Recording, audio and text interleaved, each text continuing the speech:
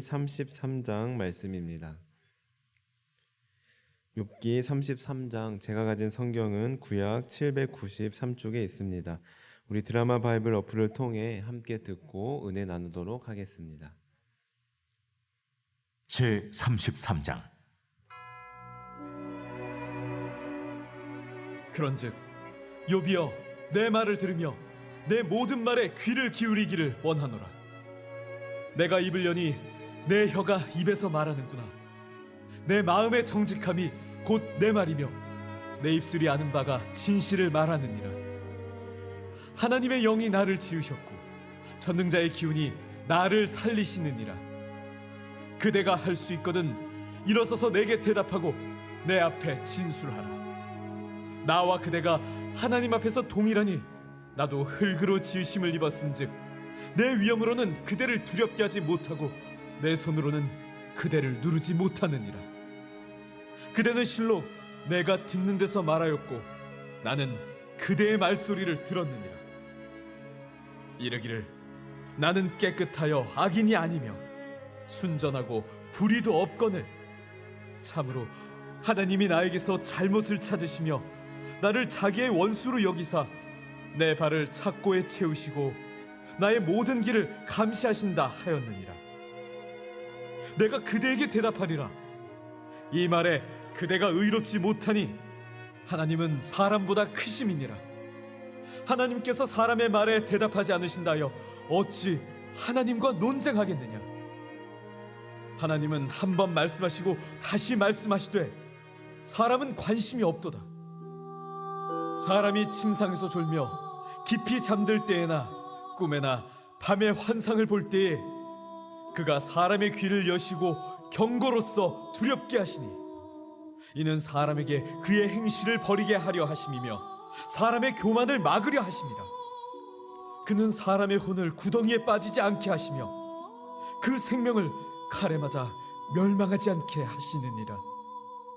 혹은 사람이 병성의 고통과 뼈가 늘 쑤심의 징계를 받나니 그의 생명은 음식을 싫어하고 그의 마음은 별미를 싫어하며 그의 살은 파리하여 보이지 아니하고 보이지 않던 뼈가 드러나서 그의 마음은 구덩이에 그의 생명은 멸하는 자에게 가까워지느니라.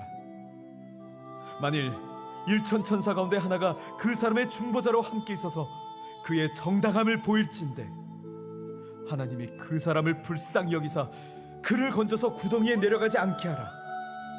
내가 대속물을 얻었다 하시리라. 그런즉 그의 살이 청년보다 부드러워지며 젊음을 회복하리라. 그는 하나님께 기도함으로 하나님이 은혜를 베푸사 그로 말미암아 기뻐 외치며 하나님의 얼굴을 보게 하시고 사람에게 그의 공의를 회복시키시느니라. 그가 사람 앞에서 노래하여 이르기를 내가 범죄하여 옳은 것을 그르쳤으나 내게 무익하였구나. 하나님이 내 영혼을 건지사 구덩이에 내려가지 않게 하셨으니 내 생명이 빛을 보겠구나 하리라. 실로 하나님이 사람에게 이 모든 일을 제삼 행하심은 그들의 영혼을 구덩이에서 이끌어 생명의 빛을 그들에게 비추려 하심이니라. 욥이여, 내 말을 귀담아 들으라. 잠잠하라, 내가 말하리라. 만일 할 말이 있거든 대답하라. 내가 기쁜 마음으로 그대를 의롭다 하리니 그대는 말하라. 만일 없으면 내 말을 들으라. 잠잠하라. 내가 지혜로 그대를 가르치리라. 아멘. 함께 들으신 오늘 말씀에서는 어제에 이어 엘리후의 말이 이어지고 있습니다. 오늘 말씀에서 엘리후가 욥에게 하고 있는 말을 듣다 보면 엘리후가 조금은 건방지게 느껴지기도 합니다. 어제 들으셔서 아시겠지만 엘리후가 몇 살인지에 대해서는 성경에 정확하게 기록되어 있지 않습니다만, 그러나 32장 4절에서 욥과 친구들의 나이가 엘리후보다 여러 해 위라고 하는 것으로 보아 엘리후가 이 중에서 가장 나이가 어린 것은 분명합니다. 또한 한두 살 차이가 아니라 꽤 많은 나이 차이가 나는 것을 추측해 볼 수 있는데요. 그런데 지금 엘리후가 욥에게 하고 있는 말을 보면 충분히 건방지게 느껴집니다. 엘리후는 1절에서 이렇게 말을 시작합니다. 세 번역으로 읽어드리겠습니다. 욥 어른은 부디 내가 하는 말을 잘 들어주시기 바랍니다. 내가 하는 말 한마디 한마디에 귀를 기울여 주시기 바랍니다. 그리고 6절부터 쭉 보시면 이렇게 말합니다. 어른께서 내게는 잘못이 없다. 나는 잘못을 저지르지 않았다. 나는 결백하다. 그런데도 하나님은 내게서 흠잡을 것을 찾으시고 나를 힘들게 하신다고 말씀하셨는데, 그러나 제가 욥 어른께 감히 말씀드립니다. 어른은 잘못하셨습니다. 하나님은 어떤 사람보다도 크십니다. 그런데 어찌하여 어른께서는 하나님께 불평을 하면서 대드시는 겁니까? 어른께서 하시는 모든 불평에 일일이 대답을 하지 않으신다고 해서 하나님께 원망을 할 수 있습니까? 그러면서 31절에서 이렇게 말합니다. 어른은 귀를 기울여 내 말을 들으십시오. 내가 말하는 동안은 조용히 듣기만 해 주십시오. 그리고 마지막 33절입니다. 하실 말씀이 없으시면 조용히 들어주시기 바랍니다. 그러면 내가 어른께 지혜를 가르쳐 드리겠습니다. 참 건방지지 않습니까? 한마디로 엘리후는 자기보다 훨씬 연배가 많은 욥에게 조용히 아무 말 하지 말고 내 말만 들으라고, 내가 어른께 지혜에 대해서 알려드리겠다고, 내가 가르쳐 드리겠다고, 내가 하라는 대로만 하면 된다고 말하고 있습니다. 어떻습니까? 만약 여러분이 욥이라면 여러분보다 훨씬 나이가 어린 친구에게 이런 말을 들으신다면 어떤 기분이 드시겠습니까? 또 그렇다고 해서 엘리후가 하는 말도 사실 딱히 새롭거나 뭔가 욥의 마음을 깨우치고 놀랍게 만드는 그런 말도 아닙니다. 이미 누구나 다 알고 있는 사실입니다. 12절부터 보시면 하나님은 어떤 사람보다 크시며 사실 하나님의 말씀을 인간이 알아듣지 못할 뿐입니다. 하나님은 사람들로 하여금 죄를 짓지 않도록 하시고 교만하지 않도록 하십니다. 하나님은 사람의 생명을 지켜주시고 병든 사람에게 은혜를 베풀어 주십니다. 하나님께 기도를 드리면 하나님은 응답해 주시고 기쁨으로 하나님을 섬기면 하나님은 정상적으로 회복시켜 주실 것입니다. 모든 일이 다 하나님께서 하시는 일입니다. 라고 말하고 있는데요. 어떻습니까? 맞는 말이지만 누구나 할 수 있는 말입니다. 이미 모두가 다 알고 있는 사실입니다. 단지 지금 욥의 상황에서는 귀에 들어오지 않는 말뿐입니다. 그럼에도 엘리후는 마치 자기만 알고 있는 것처럼, 마치 남들은 깨닫지 못한 대단한 진리를 자기가 인심 써서 가르쳐 주는 것처럼 말하고 있습니다. 사실 욥의 입장에서 얼마나 어처구니가 없고 얼마나 가소롭겠습니까? 아마 욥이 엘리후보다 훨씬 더 하나님에 대해 많이 알면 알았지 덜 모르지는 않았을 것입니다. 안 그래도 욥은 이미 새 친구에게 비슷한 이야기를, 누구나 알고 있는 당연한 이야기를 지겹도록 들었는데 이 어린 엘리후까지 이러고 있습니다.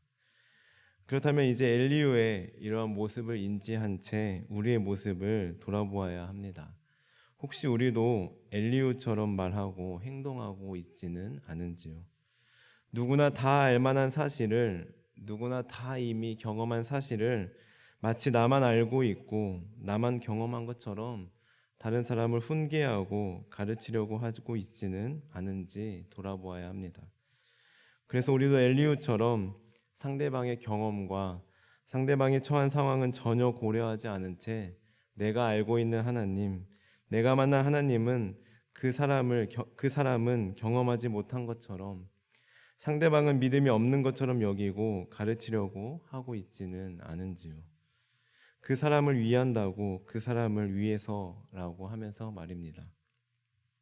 뿐만 아니라 우리는 엘리후처럼 어떤 모임 가운데 내가 해결사가 되려고 하고 있지는 않은지 돌아보아야 합니다. 그래서 항상 그 모임의 말미에는 내 말로 맞춰야 하고 나의 주장이나 의견대로 하기로 결정되고 마무리되어야 속이 홀가문하고 있진 않은지요. 가령 공동체의 어떤 한 구성원이 자신의 고민이나 어려움을 털어놓고 나눌 때 사람들이 각자의 지식이나 경험을 나눕니다. 집사님, 저는 그럴 때 이렇게 해서 어려움을 해결했었어요. 제가 알기로는 그 부분은 아마 시청이나 구청에 연락해 보면 알 거예요. 제가 아는 분이 있는데 소개해 드릴까요? 하고 저마다 그 문제를 함께 해결하기 위해 나눕니다. 그런데 그때 꼭 맨 마지막은 나의 조언이나 나의 주장으로 마무리하려는 영웅 심리가 우리 안에 꿈틀댑니다. 집사님, 제가 마지막으로 한마디 할게요. 이분들 말 다 맞는데요. 그것보다는 이렇게 하는 게 옳아요 하고 말입니다. 그래서 고민을 털어놓은 당사자가 그래요. 다른 분들 조언도 감사하지만 이 말이 진짜 맞는 것 같아요. 그렇게 해볼게요. 하고 마무리되어야 직성이 풀립니다. 허나 나의 마지막 말에 또 다른 누군가가 집사님 그 말도 맞는데 그것보다는 구청에 연락해 보는 게 가장 확실하다니까요 하면서 나의 말에 반대한다면 이제 그때는 마음이 불편한 겁니다. 이처럼 우리는 엘리후처럼 꼭 내가 마지막 해결사가 되려고 합니다. 예전에 그 MBC 연기대상 시상식에서 이례적으로 어떤 두 여배우가 공동 대상을 수상한 적이 있습니다. 그런데 그때 이 두 여배우가 서로 자신이 피날레를 장식하려고 수상 소감을 맨 마지막에 하려고 눈치를 보면서 먼저 말씀하시라고, 선배님이 먼저 하시라고, 아니라고 후배님이 먼저 하시라고 하면서 상대 배우에게 먼저 소감을 말하라고 권했습니다. 그러다 결국 나이가 좀 더 어린 배우가 먼저 수상 소감을 말했고 이어서 마지막으로 나이가 좀 더 있는 배우가 수상 소감을 말하고 그렇게 시상식은 마무리되려고 하였습니다. 그런데 그 순간 먼저 수상 소감을 말했던 그 어린 여배우가 자신이 소감 말할 게 더 있다면서 마이크를 잡았습니다.